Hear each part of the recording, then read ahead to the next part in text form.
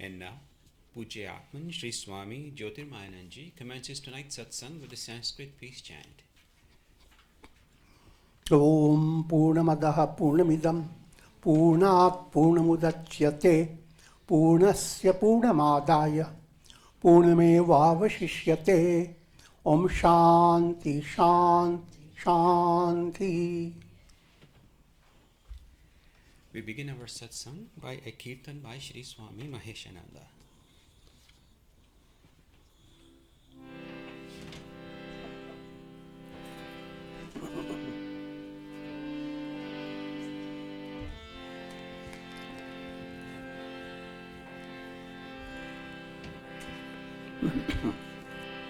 Om Namah Shivaya. Om Namah Shivaya. Om Namah Shivaya. Om Namah Shivaya. Om Namah Shivaya. Om Namah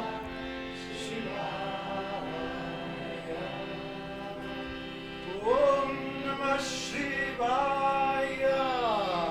Om Namah Shivaya.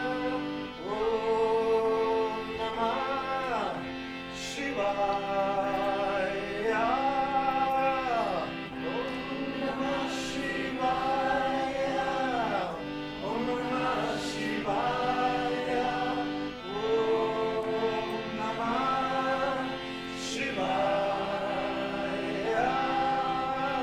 Shiva, Shiva, Shiva, Shambho.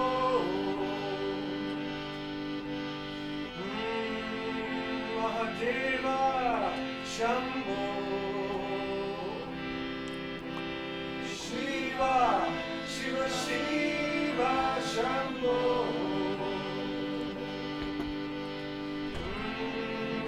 Mahadeva, Shambho. Om Namah Shivaya. Om Namah Shivaya. Om Namah Shivaya. Om Namah Shivaya. Om Namah Shivaya. Om Namah Shivaya. Guru, Guru Deva Shambho.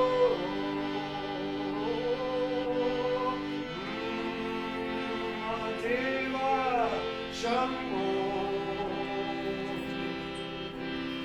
Guru, Guru Deva Shambho.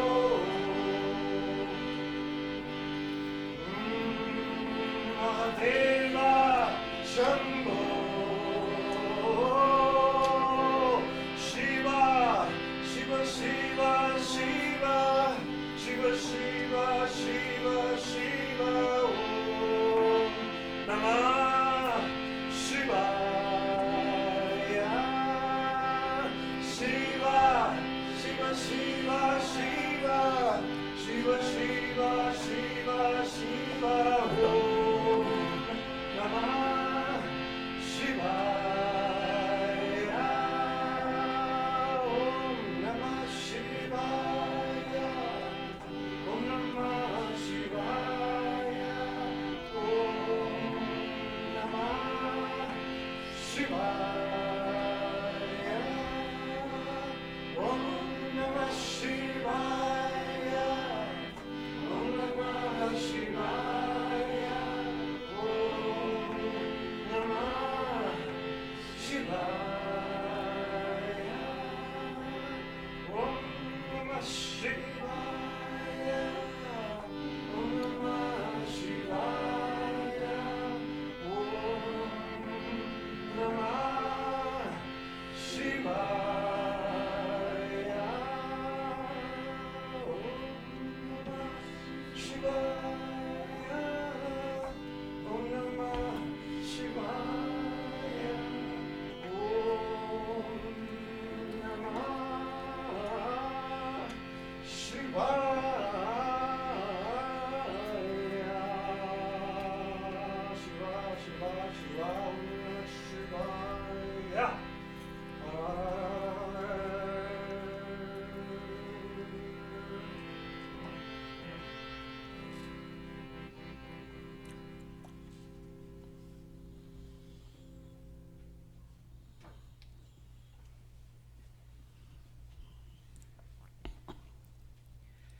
We are recording from the ashram of our revered Guru, Pujya Atman Sri Swami Jyotirmayananda in Miami, Florida.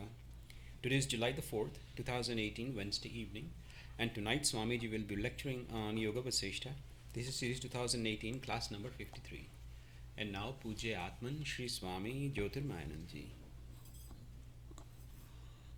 Om Brahmanandam Paramasukhadam Kevalam Jnana Murtim Dvandvatitam Gagana Sadrisham Tattvamasya Laksham Ekam Nityam Vimalamachalam Sarvadhi Sakshi Bhutam Bhavatitam Trigunarahitam Sadgurum Tam Namami Om. Adorations to Sadguru, who is Brahman, the giver of supreme bliss, embodiment of pure consciousness, one without a second, vast as the ether, infinite, eternal, beyond the three gunas and their modifications, the supreme preceptor. Yoga Vasistha, Utpatti Prakarana, the Leela story continues. Section 42 onwards. Just to give you a little highlight, Leela's story is presented in a profoundly artistic way, so that you don't dismiss the story and go on with your monkey business.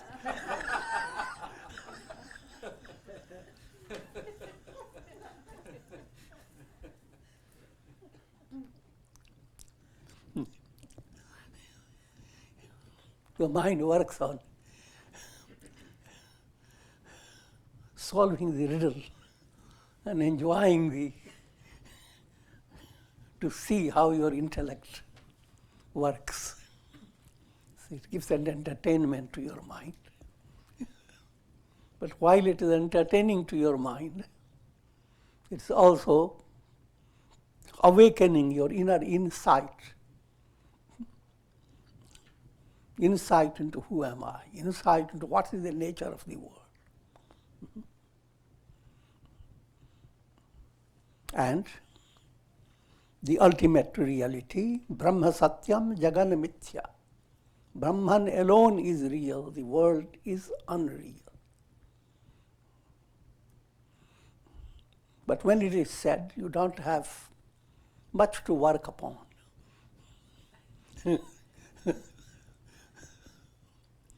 But when you begin to work with these stories, which are go on giving you insight into how you experience time, how you evolve in your mind causation, what causes what, and what you have in relation to future. All that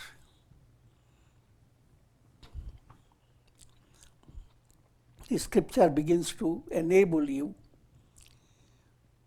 first to understand that all these workings of your mind can change. And simple illustration, your dream. Your daily life has been involved with many practical realities. Go to sleep. Many practical realities are resolved magically. You pay your debt, you find you paid it. You wanted to talk to your friend who didn't show his face. In your dream, he shows it.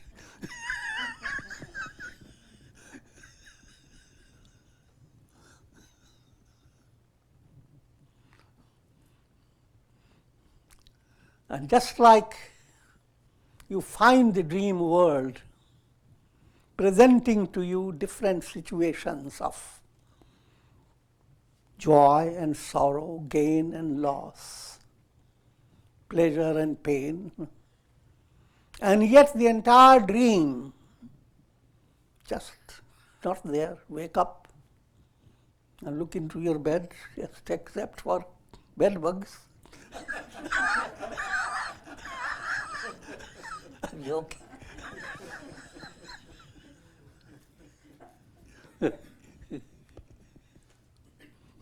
I'm giving you old similes.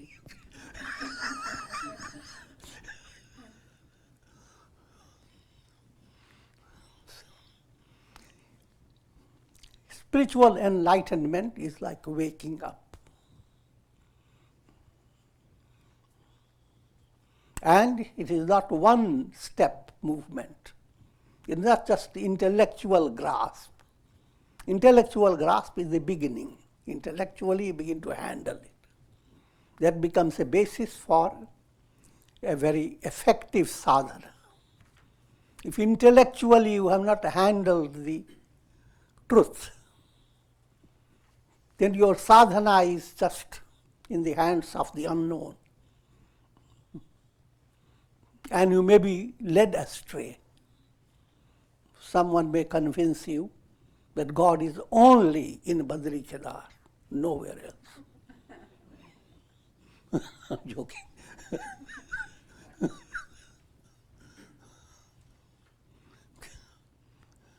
So, you wander, and that's a big problem with humanity. Religion that was a profound balming effect for your mind and source of great joy for your heart.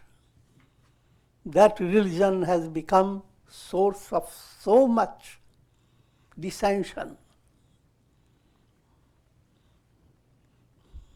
that, of course, the cure lies in your delving deep into the teachings and bringing the teachings in your life. What I was relating to is that in order to understand the whole world is illusion, you need to be involved with integral yoga. That means your actions, how do you perform your duties? Have the spirit of swadharma,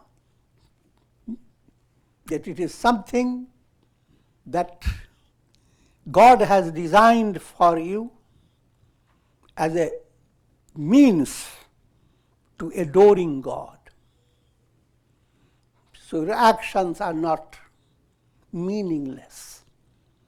You don't evaluate your duties on the basis of externality of the action. If your action involves just picking up weeds in a garden, it is as good as actions done by great judges and politicians in their big office. Hard to understand that point. But that type of spirit, because even in daily life, from morning till evening, you are not doing only one type of action. Sometimes you are just cleaning a bucket.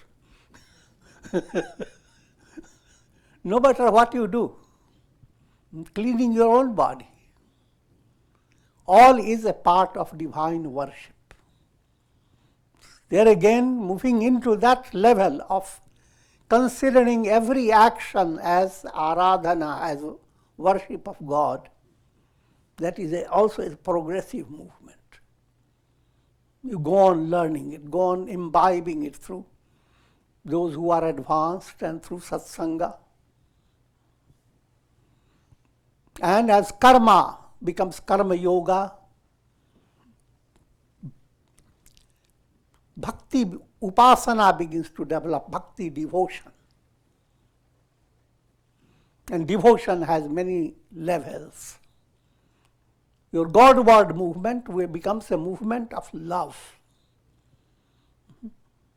So when a love atmosphere comes in, pressure of action becomes light. Pressure of action is like sand put into a bag, heavy. Pressure of devotion, it becomes flakes, flying in the air automatically. You hardly have to hold it. And as this goes on, your will will that listens to your heart. Will looks back and says, what do you want? The heart-based will becomes profound will, unshaken. So bhakti-supported will, meditation that does not contradict devotion, that meditation becomes a powerful movement called Dhyana Yoga. And as this goes on, this understanding, the intellect gives you two types of understanding. Intellectual understanding, which is shallow, but practical in life. Intuitive understanding, which is the ultimate goal. Viveka buddhi, discriminative knowledge. All these four, they help each other. Karma helps bhakti, bhakti helps karma. Dhyana helps bhakti, bhakti helps dhyana. Jnana helps bhakti, karma, dhyana, and they help jnana. They are all interdependent aspects of yoga. And whether you may not recognize, or you may have your choice, that I will be a bhakta, or I will be karma yogi, or I will be a jnana yogi. That's perfectly, you are free to do so. But always understand that other yogas join in, you cannot separate it.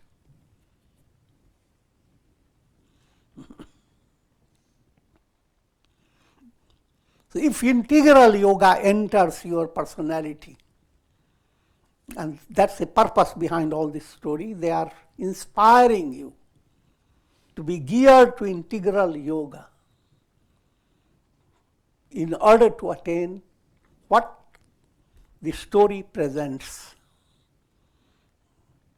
to view the whole world as mithya, illusion, and to have that type of mind that faces the truth in a joyous manner. And by shedding illusion, allows the soul to be enfolded by boundless bliss. I'm giving poetic language. Soul attains enlightenment. With this, let's follow the story.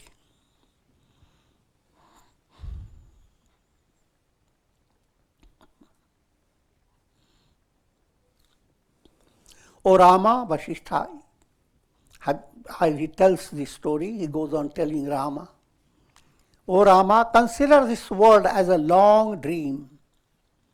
See how a dream world is experienced in the minute passages of nadis, subtle channels. See how pure consciousness is refracted into a system of time, space, and causation due to the vasanas or subtle desires of the subconscious. When you wake up, you discover the illusoriness of your dreams. Compared to dream, the waking state is considered real. But with deep insight, can see how the waking state is just as unreal as dream. Dream is contradicted by waking. The waking state is contradicted by dream. And both are contradicted by spiritual awakening. Now let's resume the story of Leela. Goddess Saraswati told King Viduratha how she had guided Leela to different worlds in order to impart spiritual wisdom to her.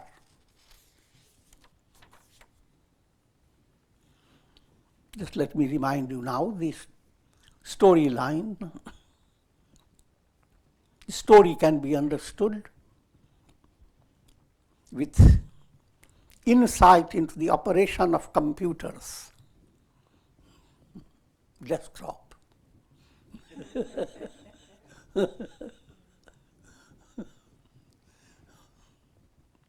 This whole world experience can be, insight can be gained by just putting one folder. First computer has big screen, big whatever, relatively talking.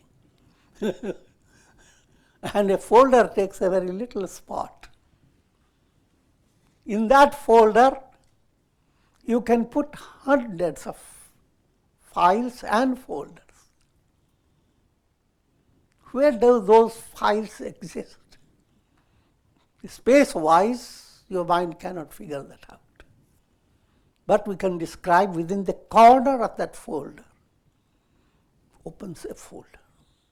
Within the corner of that folder, opens another folder. We are being introduced to 3 folders. First, we begin with the second middle folder. There are 3 folders. 1, 2, 3. Story starts with the second folder. That's known as the Mandapa-Akhyan, the royal palace of Padma and Leela. They have lived their life most wonderfully with doing countless good activities, creating lots of praiseworthy stories about themselves. They have lived a fairly long time in that world. But while that life went on in a righteous way, Leela went on adoring Goddess Saraswati. And she secured the boon that when her husband were to die, she wanted to outwit the divine plan. May his soul stay in the same royal bed, same place where he used to be sleeping, resting, anywhere in the corner, but just in that place. So that was, now, after his death, Leela was given that divine understanding that the soul did not depart from that room. The soul is there within the room. And Saraswati gave her the instruction to keep the dead body under flowers, and flowers will not fade. And later, the king is going to come back to life in that body. All that didn't give her much consolation. So then Goddess Saraswati led her, gave her the instruction how to separate herself from the physical body. And through subtle body, follow a mystical course, an astral journey. And Goddess Saraswati led her to the third folder.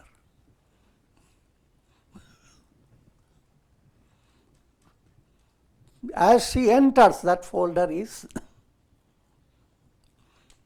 Viduratha's world. There was a great king and queen. They belonged to Ikshvaku family. Same family where Rama belongs to. But family line is big. And the parents gave kingdom to their young son, who was 9-10-year-old, as heir apparent to the throne, and went on into ashram for attaining enlightenment. So when Goddess Saraswati and Leela come, in an invisible way they see the condition of King Padma. Hardly few hours have passed in this second folder. Few hours have passed. With the third folder, many years ago, Viduratha is with stories about his father, grandfather, and whole lineage, and all the subjects, and there she was surprised to see many of people who were there with Viduratha. They have these similar features. It's like you go to dream, and many of the faces you see, they are exactly the same. You don't get puzzled and think that they all died when you wake up. I'm joking. Also,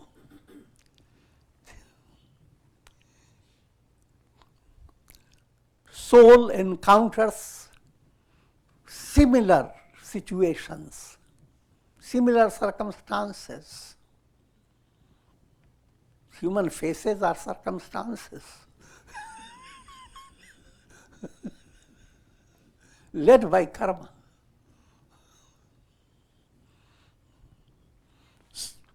This point, Leela verified. She called all people in the night and found they were all alive. And then she wanted to know more about the mystery. And Goddess Saraswati now takes Leela to the first folder. Remember, 1, 2, 3. That folder is known as Parvat Gram. And there, to her surprise,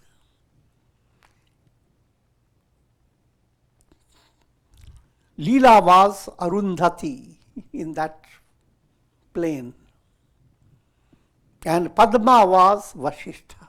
They were Brahman family. Not the Vasistha who is telling the story to Rama. It's a different name, a different person. And Vasistha became fascinated with the prosperity of a great king. And led by that type of subtle desire in his mind, he died. But prior to that, Arundhati had secured boon from Goddess Saraswati.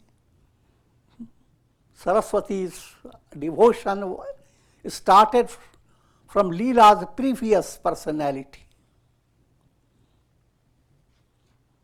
Leela was not aware of it. But now she comes to know through Saraswati Devi.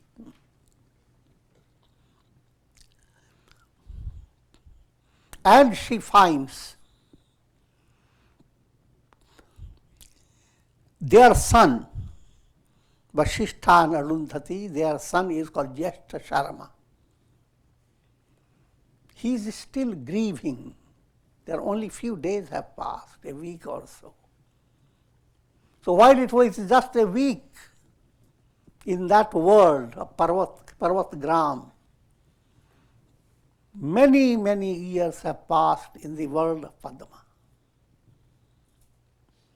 And while only few hours have passed in the world of Padma, a baby has grown up as Viduratha. No more milky teeth, but a king. Successor to the throne.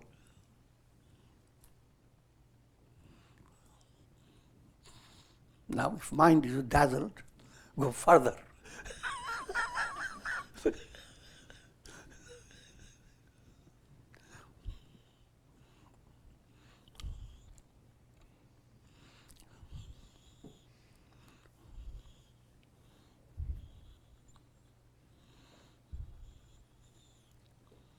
Now, again, with the passage of a short duration, a few days, Leela expressed her desire to know about the status of her husband, what Viduratha is doing.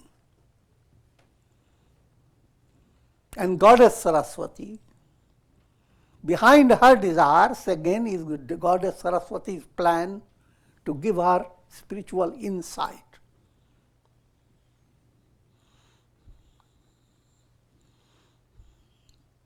Now, Goddess Saraswati has led Leela into Viduratha's world.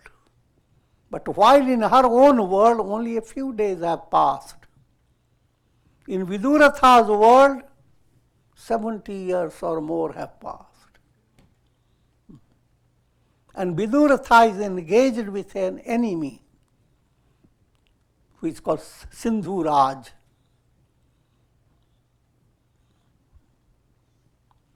And he has been injured and brought into the royal palace. Goddess Saraswati introduces to Leela that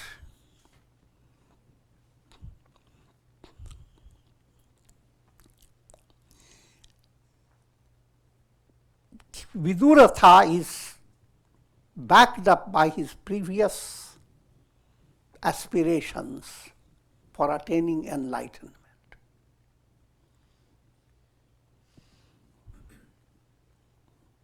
And King Sindhu is also a devotee of Saraswati, and he has secured the boon for success in the world, prosperity, royal prosperity. So Goddess Saraswati lovingly is granting the boon for Viduratha to be killed for in his own favor, and Sindhuraj to become victorious to favor him. And in this battle,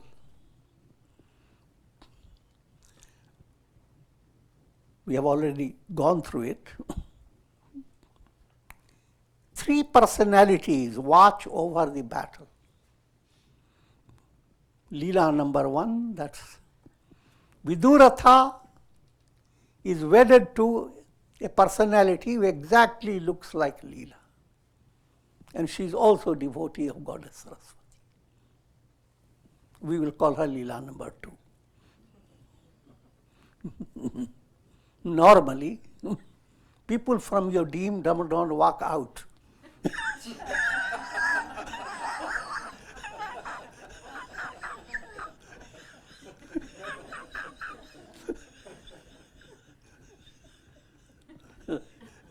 But this is extraordinary Maya of God.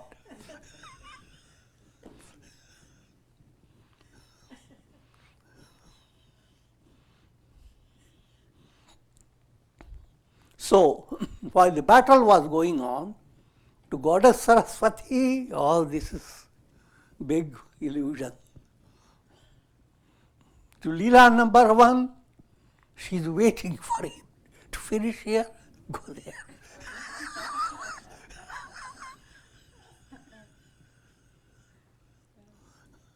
Leela number 2, feeling the pinch of every little injury that he gets.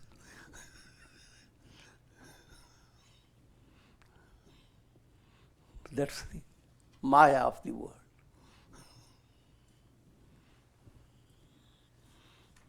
Same situation, seen from different angles. And each one has a different experience. Put it into very climax level.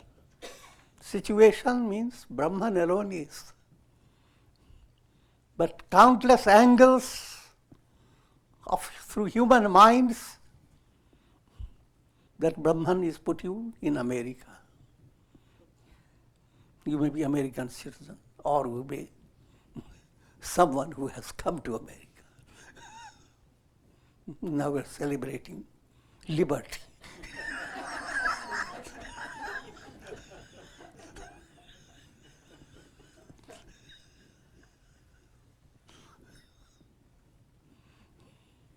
And everyone has their own experience of the world that you are living. And you are backed up by past, present, and future.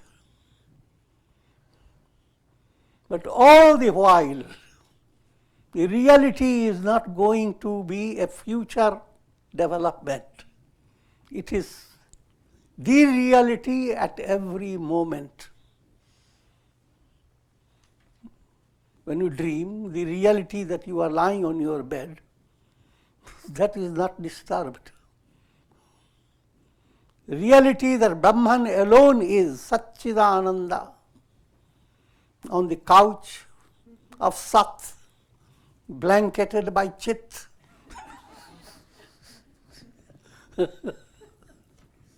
And showered by the nectar in the Ananda. Satchidananda. That's the reality.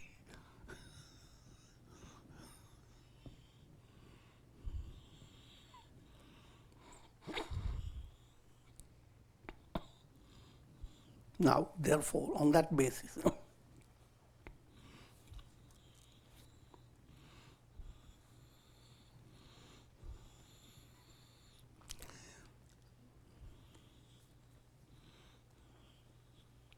King Vidurastha said to Goddess Saraswati, "O Goddess, I am an ordinary mortal, yet I fulfill the needs of those who seek my help. You are the giver of infinite gifts. I have taken refuge in you. Soon, setting aside this physical body, I will pass on to the world of Padma. May this minister as well as this unmarried daughter of mine follow me into that world." Goddess Saraswati said, "May it be so. Your wishes will be granted. O king, in this battle, you are going to die. Good news."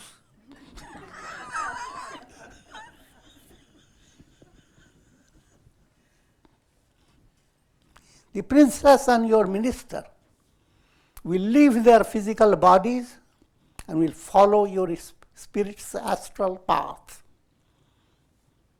While this conversation was in progress, a servant entered the room in a state of fright and reported to the king that the enemies had devastated the capital and had entered the palace gates. The king prepared himself for confronting his enemies. At that moment, Vidurastha's beloved queen entered the room.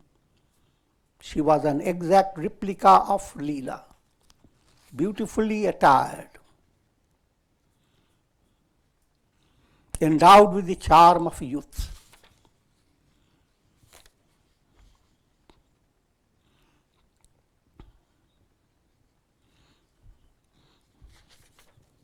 I've been reiterating these points.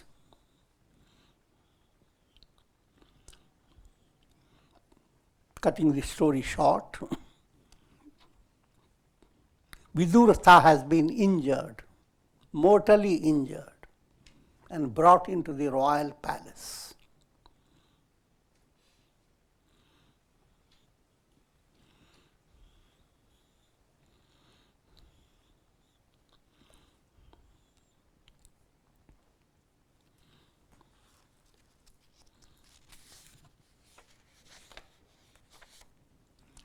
Shri Saraswati said, "O Leela, King Vidurastha is going to be killed in this battle. After death, he will enter again into the body of Padma, which lies covered with flowers in your palace. After hearing this, Leela number 2 said, O goddess, I have always been a devotee of Goddess Saraswati. Many times during my dreams, I have been blessed with the vision of Goddess Saraswati. You exactly look like that Goddess Saraswati. Please confer on me this boon. When my husband dies, may I follow him to his next embodiment as King Padma and be his queen. And may I enter into Padma's world with my physical body. Goddess Saraswati replied, O Leela too.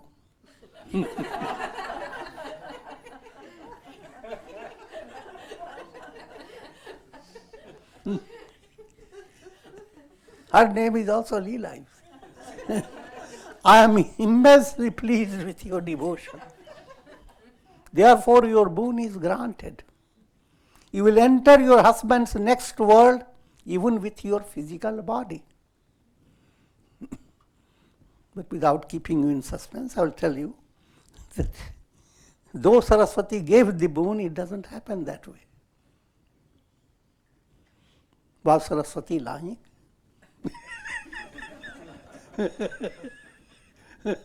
Saraswati explains that point. Everything here is an illusion. But what you want, you will experience according to your own way. She experienced that she have gone there with her own body. How you experience, that is what counts. And the boon guarantees that, nothing else.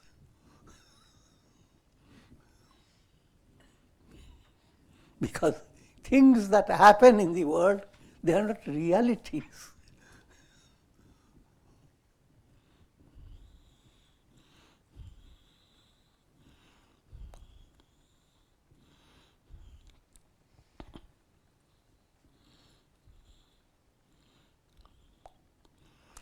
When that boon was granted to Leela number 2, Leela number 1 became a little confused.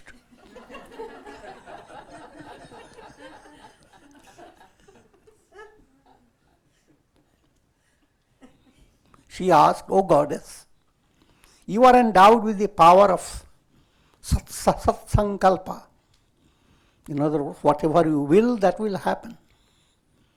You have the power to bring me into the world of King Viduratha even in my physical form. So why did you teach me the art of leaving the physical body and traveling to the subtle worlds and to this Leela? He said, yes, you go by your physical body.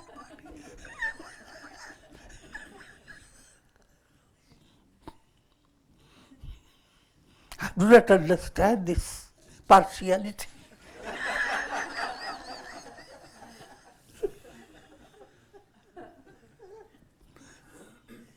Goddess Saraswati replied, I am the deity presiding over consciousness in every being. I grant whatever the individual soul wishes on the basis of its devotion to me. I don't impose anything upon anyone on the basis of my own wishes, because I have none. And I have a little bit.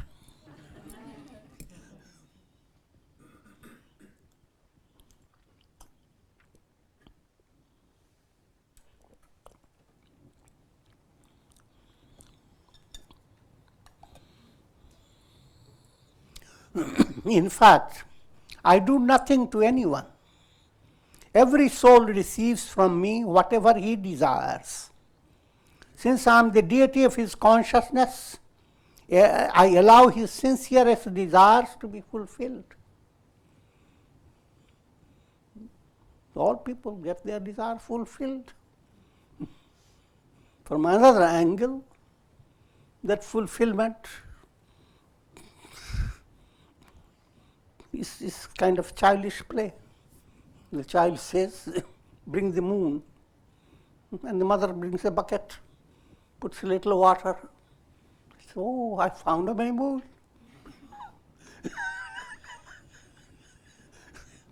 and mother fulfills the desire.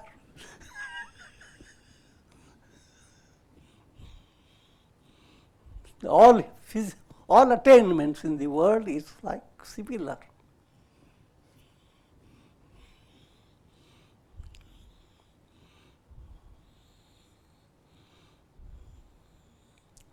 Whatever boon a person receives from a deity is due to his own self-effort. The deity does not impose upon you, but the way you have evolved, the way you need certain status, the deity gives you in that level.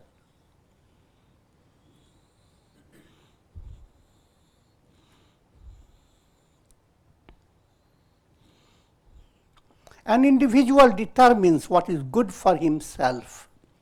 Then he directs his effort towards the attainment of what is good. As a result of his sustained effort, I, the deity of his consciousness, grant him success. Knowing this, O Leela, direct your attention to liberation, the highest attainment, and be free. Sri Rama asked, O sage, when the two Leelas and the goddess were conversing among themselves in the royal palace, King Viduratha went out of the palace to fight with his enemies. What happened to him? Sri Vasistha replied, O Rama, King Viduratha organized his entire army. Like the moon surrounded by stars, he proceeded to meet his enemies in the battlefield. Now all the description I'm skipping because that's just entertaining you. What type of horses, how did the chariot move, and all the details.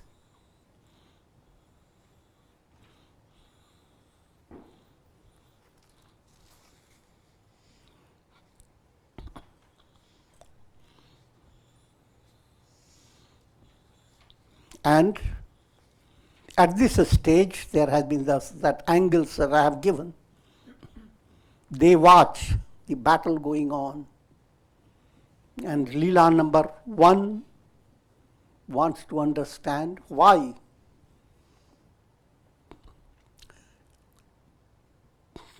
What's happening? And Saraswati explains that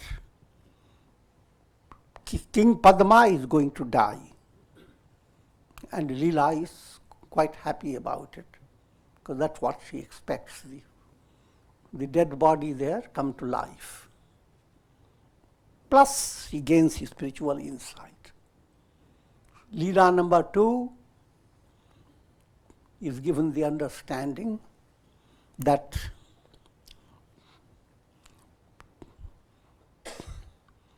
Viduratha has received the boon of attaining liberation. So therefore, he is not going to become victorious.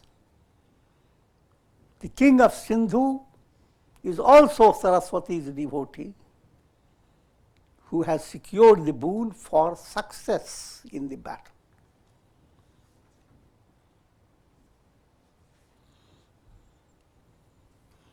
I am the deity of consciousness seated in the heart of all beings. Whoever worships me receives my grace according to his desires. One who worships me for victory and success in this world attains them. But one who worships me for liberation is led through the experiences of life that are conducive to spiritual enlightenment. O children, King Viduratha will go back to the body of King Padma and will abide with both of you as an enlightened personality. In due course of time, all three of you will enter into the state of disembodied liberation. This is the forecast. King Padma and both Leelas, they will, first stage, they will rule the country for a good period of time. And finally, they will all three attain absolute liberation.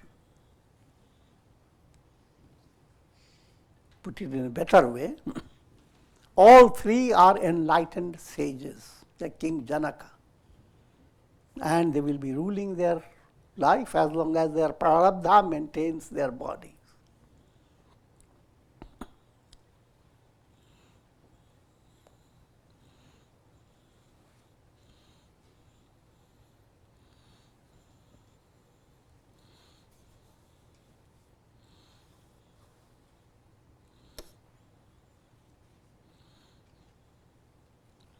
Now in that battle, King Sindhu threw a spear which pierced the heart of King Viduratha. However, he did not die immediately.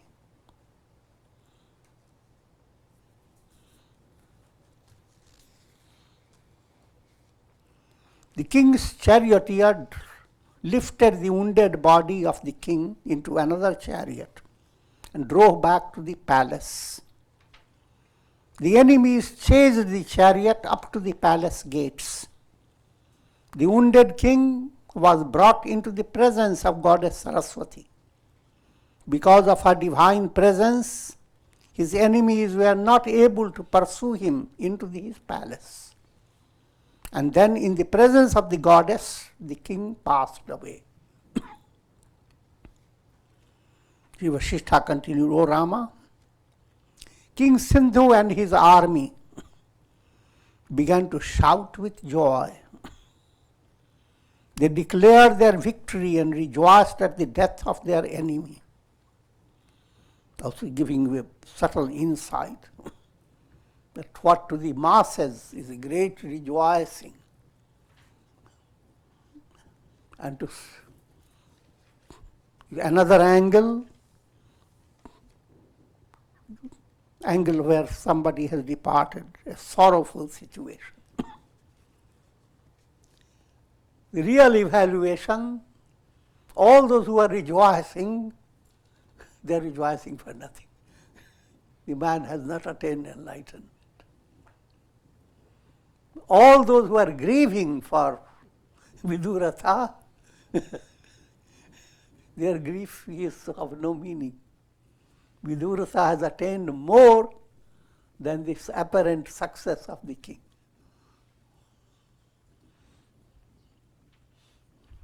So therefore, don't be fooled by what appears. Sometimes that which appears very negative is going to prove as a great blessing for you. Sometimes things seeming very positive will fail to be positive.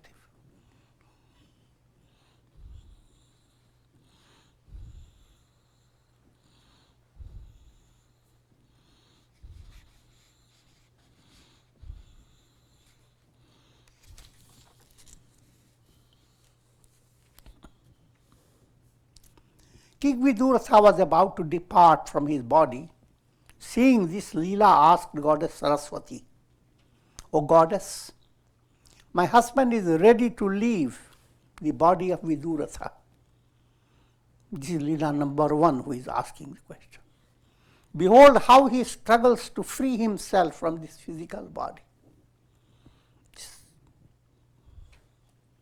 Goddess Saraswati said, O gentle Leela, you have seen this great battle, have witnessed the terrible events, and yet all this exists like a dream. Nothing has been created, nothing has been destroyed. Brahma Satyam Jagan Mithya. Recall, O Leela, the small space in the house of Brahmin Vasistha. In the world system where there is a village known as Parvatgram. Recall, O Leela, that different world system containing Parvatgram. In that village there lived a Brahmin known as Vasistha. In the space of Vasistha's room there exists another world system. It is in that world that the spirits of Vasistha and Arundhati became King Padma and you, beloved Queen Leela. It's not a wonder how the vast world of Padma is confined to a little space in the room of Brahmin Vaishesha. This creation is still more wondrous. In a room is King Padma's palace. In a small space, the spirit of King Padma has experienced a world system wherein he became a king known as Viduratha. All that you have witnessed is confined to a little space in King Padma's room. Think of many rooms and many spaces. Understand the illusoriness of this world, O Leela, and direct your mind to the eternal self, wherein the world ceases to exist. That self is non-dual, unborn, immortal, and the supreme abode of souls. All this is indeed the supreme self. O Leela, the moment Leela number 2 fell into a swoon, her spirit departed. And she has now reached the world of King Padma. She is seated by the dead body of the king, which is still covered with flowers. She went first. Leela asked, "Oh goddess, why has Leela too already reached King Padma's body? What has led her to become a co-wife in my palace?" How will all this be understood by my attendants in the world of King Padma? Goddess Saraswati explained, "O Leela, this terrible war that you have seen is illusory. Similarly, the form of Leela too is also illusory. The death of King Viduratha is also an illusory development. In fact, both you and Leela too are illusions sustained by the eternal self. King Padma exists only like an apparent reality, like a mirage, or the passing contents of a dream. So every now and then, Saraswati pushes in the absolute reality. This Leela too, yourself, myself, King Padma, and this world, all these are appearances sustained by the reality of the non-dual self. In this apparent world, we exist in each other's minds. Any experience that you have of the world, you can think of a person, he lives far away. Your hand goes like that.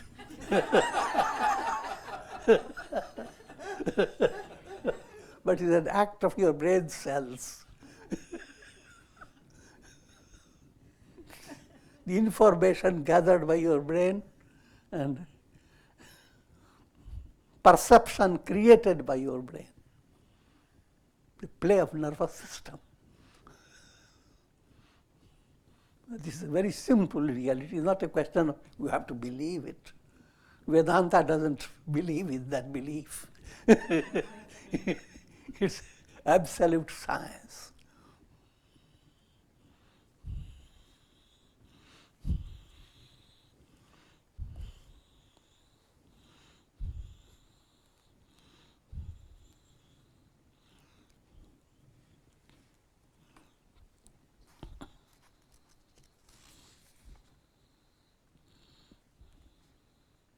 King Padma died.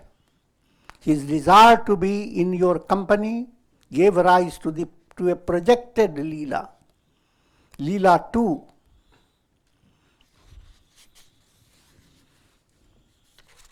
All experiences in life are projections on the screen of pure consciousness. All your experiences are chittavrittis, thought waves of your mind. All your experiences are like a cinema show. Your mind goes on projecting. Just like in cinema show, every frame after frame, the whole picture, it has nothing to do with reality, but illusion created frame after frame.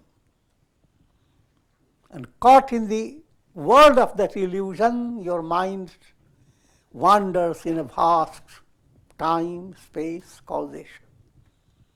Show is over, there is nothing but screen. And the screen has been the only reality. Pure consciousness, which is just awareness. Awareness of what? Nothing. Absolute awareness. That is the screen. That awareness now tumbles into the world of triad. And the soul goes on wandering without being tired.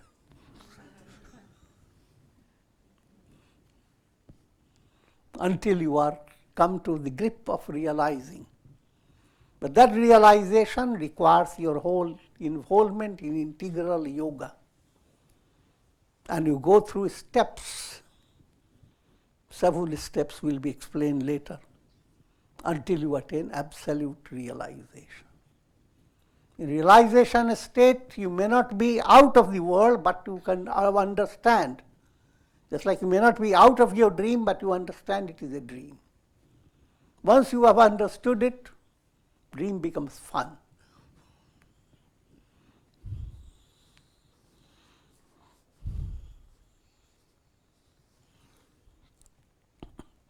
Saraswati Devi explains, when the soul of Leela too willed to depart from her body, it became identified with her astral body, passed out of her mouth and departed from this world.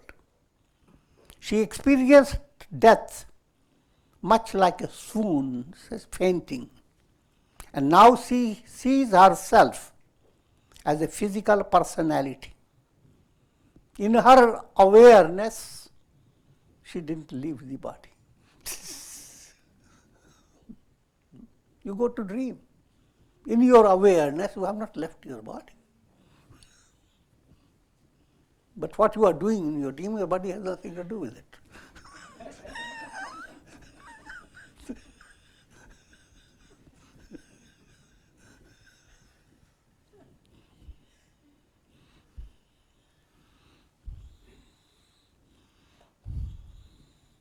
And with this, I'm concluding now. Om Purnamada Purnamidam Purnat Purnamudachyate Purnasya Purnamadaya Purnamevavashishyate. Om Shanti Shanti Shanti.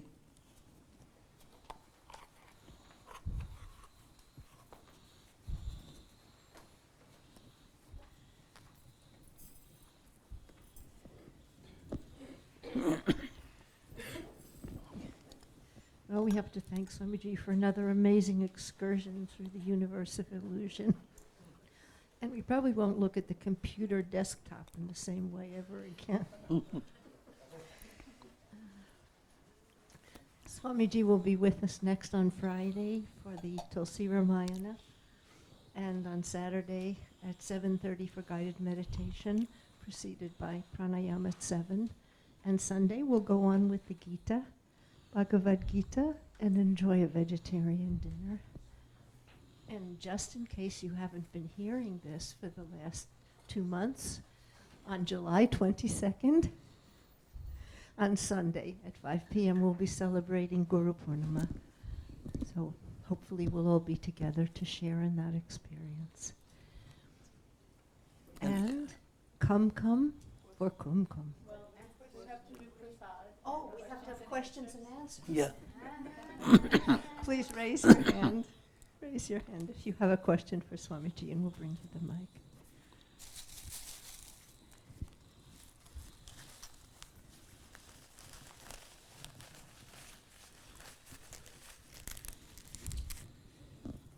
Pranam, Swamiji. My question is with regards to Ram and the Vasistha lineage and the correlation to the solar dynasty. And there's a verse in the Gita where Krishna associates himself with Vivasat, which is the sun.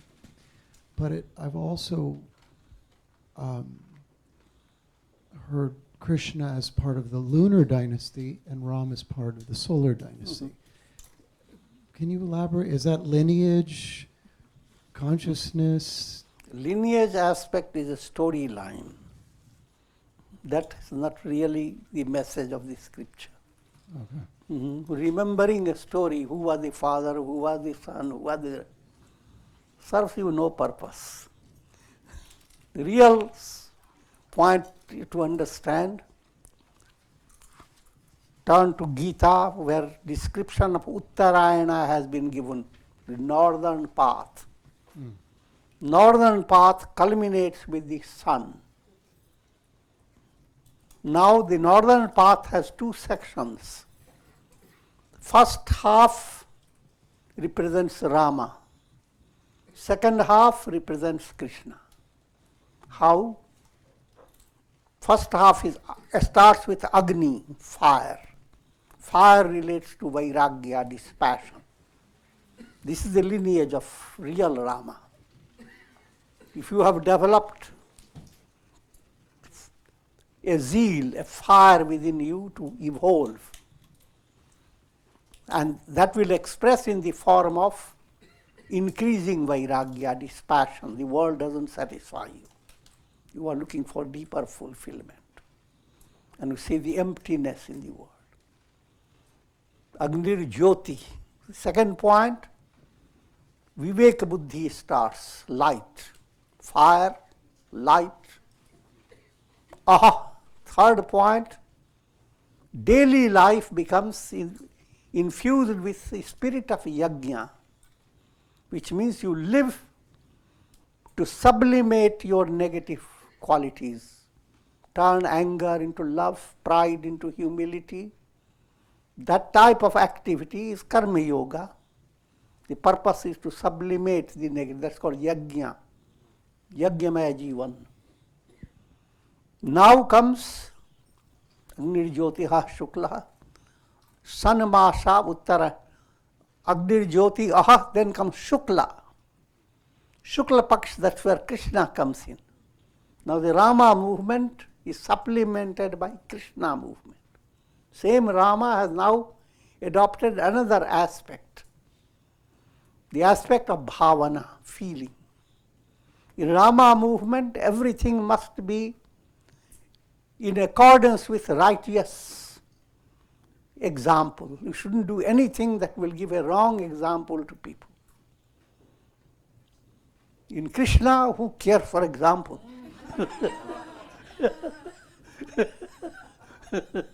Start stealing butter from the day you are born.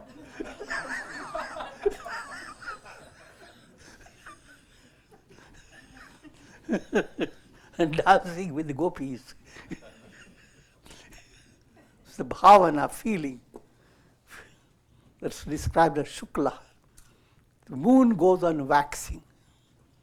Your feeling becomes more and more, instead of feeling going towards the world, goes towards God. And it goes on expanding. It's Krishna movement.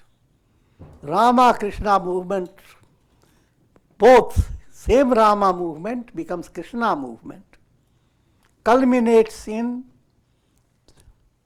Uttarayana. Now you are entering into that stage compared to the northern journey of the sun, the northern path, which means daylight goes on increasing.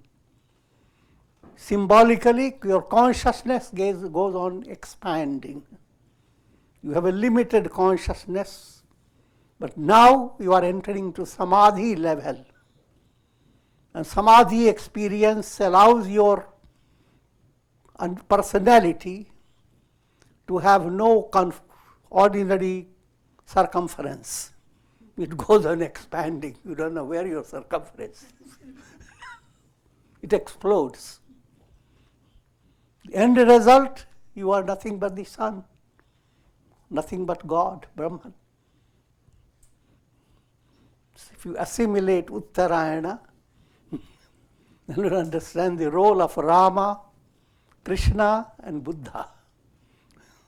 The final stage comes Ananda, bliss, represented by Buddha with all compassion.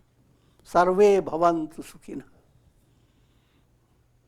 And all climaxes with Jyotisham api tad jyoti, light of lights, described as the sun.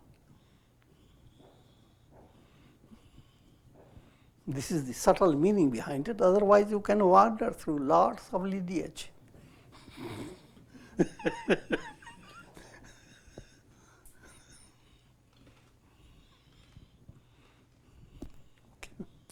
Thank you. Yeah, it's interesting because I've found a similar reference in the Ayurveda text to the northern path of the sun and the correlation to The Dinacharya. different angles people use the same, but Yeah. subtlest point is for your soul to attain liberation. That is the central purpose. Simile can be used. Mhm. That's what the poetic writings can be interpreted from many angles, and scripture allows it. Ekam sat vipra bahudha vadanti. Truth is one, but bahudha. A child asks you about it, tell it in his way.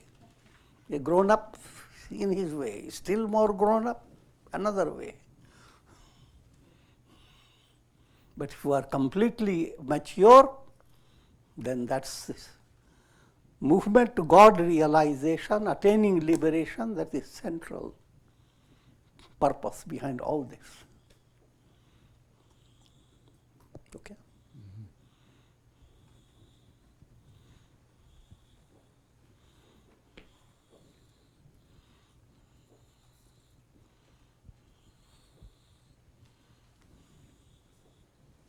So now is the real time to come for Kumkum blessing.